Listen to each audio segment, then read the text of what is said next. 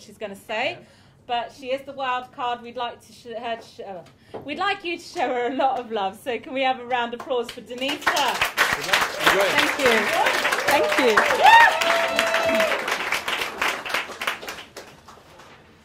Good evening, everyone. Thank you for that lovely presentation. Everyone who knows me as the raw food person, but I would like to share with you tonight how I got to be that person. A bit more than 3 years ago, I had what seemed to be the worst time of my life. I was a recent graduate. No, that wasn't the worst time, even though they told me, yeah, market is bad, you won't be an artist, it's really hard to do out there. Congratulations, here's your diploma, now you have to pay. But no, that wasn't it. I was living in Berlin at the time, and I got a call saying Dad had an accident. And in between that and the day after, I had what seemed to be the longest flight of my life, which was 2.5 hours. I was going to the hospital to see whether my dad was still there. He had an accident in the woods. He was a farmer trying to help someone. And 3 days after that call, I was shopping for a coffin. I didn't expect doing that at 22 at all. And it was really dark. It was really dark after as well. And I felt drawn tonight because I've heard everyone speak about finding that silver lining in whatever happens to you, finding the light. And literally, I have found the light on the day of the funeral, when during a traditional ceremony, I come from Transylvania, as it was mentioned, and I stopped crying seeing the sun coming out, even though the sun didn't come out that day. And that's when I felt my father had passed through. I've also learned something else then. I've learned who my father was. I was living abroad for a few years already, and I was just going there on holidays. I knew he was a big man of stature, of character, but out of a village of 1,000 souls, 500 came to pay their respects. That was the day I learned that my father was someone who everyone who came there had a story to say about. He helped me do this, he drove me there, little things. In a village, people don't change the world, they just help each other one at a time with simple things. But my father was one of those people in the village that everyone knew as the one who you can go to and you get help from. I got that help after he passed away.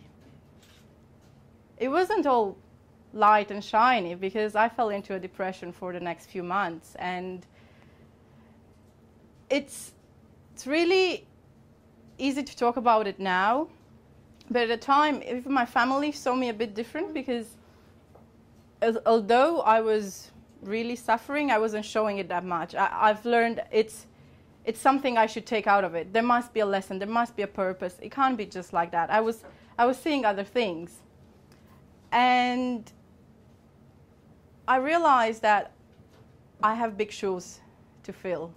I really had big shoes. I didn't know how. So I started by helping myself.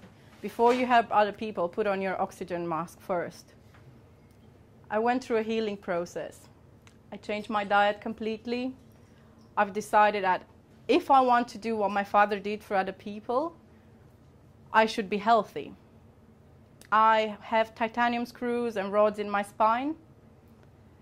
And in order to lead a healthy life, in order to have children at one point, in order to go forward, I want to take those out. So I told myself my health will be top, I can remove them, and then I can continue my mission, whichever that will show up to be.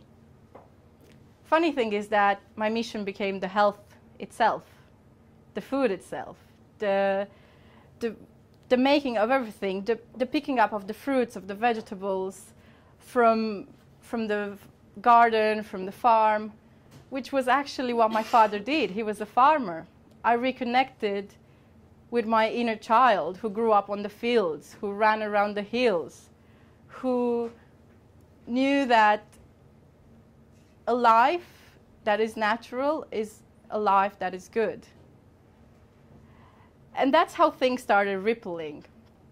And I've expanded myself, but the other thing I've learned, again, from that was that I need to appreciate who else is left there in my life.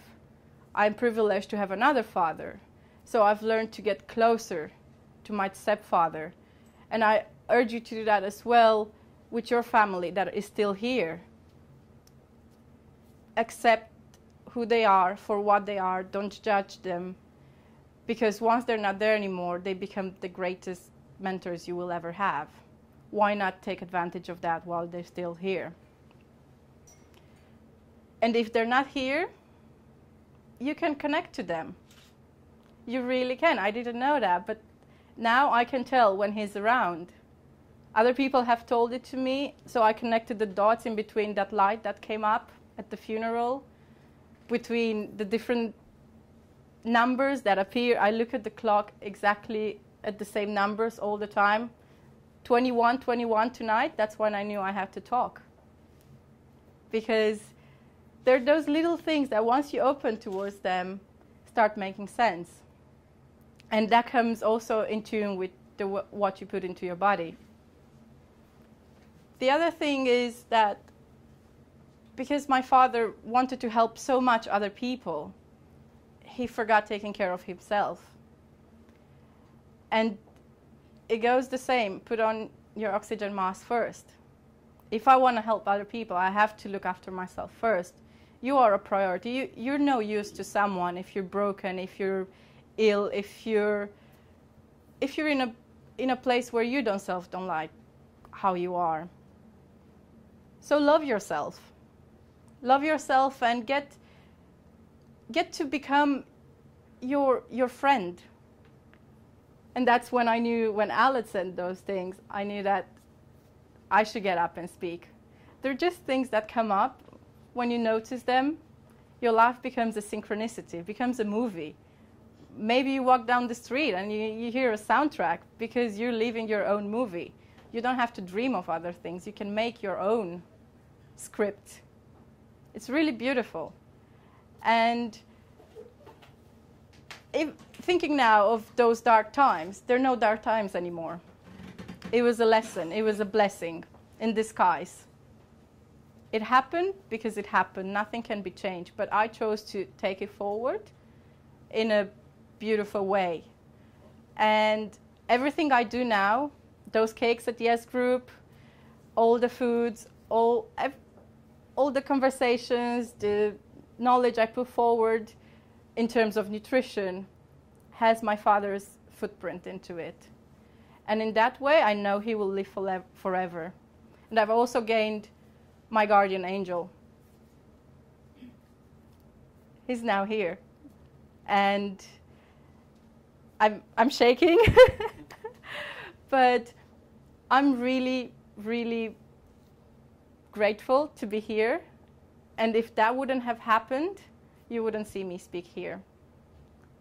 I know I have more time, but this is where I wanted to end. Look after yourself, call your loved ones, and do something for other people with that in mind. Thank you. Do you speak? Do you speak in public?